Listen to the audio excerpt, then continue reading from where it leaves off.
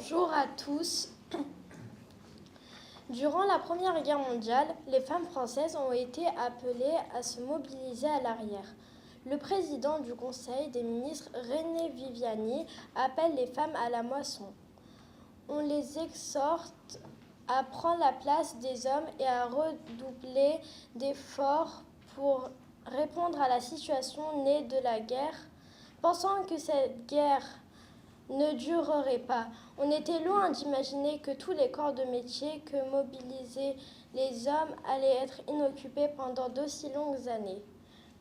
Les femmes ont relevé le défi de reprendre les semences, les vendages en cours et préparer les suivantes afin de garantir les subsistances du pays. Cependant, le temps se corse.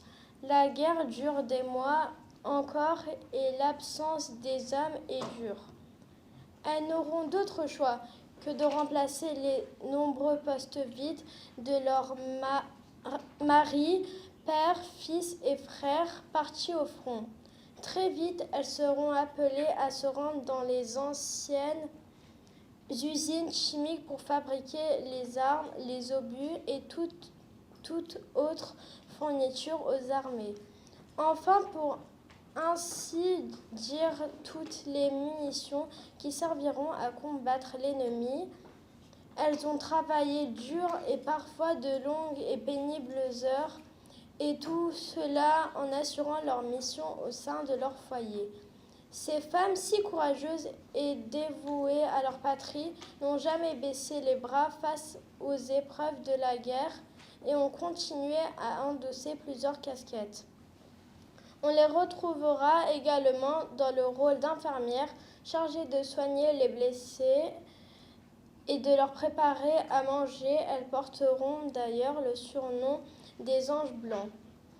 Certaines d'entre elles iront même travailler pour les renseignements français, comme la célèbre espionne Mata Hari qui a travaillé pour la France, mais également pour l'Allemagne. Elle a risqué sa vie, sa liberté pour aider les armées durant cette guerre, même si cette dernière fut arrêtée le 13 février 1917. Nous saluerons aujourd'hui tout de même son courage et sa dévotion.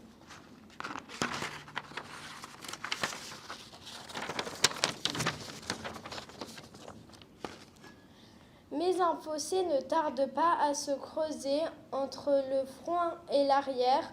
Une fois la guerre finie, la vie retournée à la normale, que deviendront ces femmes? Garderont-elles leur place en continuant à travailler dans les usines, les commerces? Les femmes, les hommes retrouveront-ils leur place après la guerre? Après la guerre, l'émancipation de la femme fait de l'ombre aux hommes qui ne voient pas d'un bon œil le travail des femmes. Ils s'inquiètent de ne pas retrouver leur place. Mais alors, quelle sera la place de la femme? Doit-on oublier ses efforts sous l'endurance? Où est passé le lien entre les combattants et l'arrière qui a tout le long bien pris le visage de la femme méritante?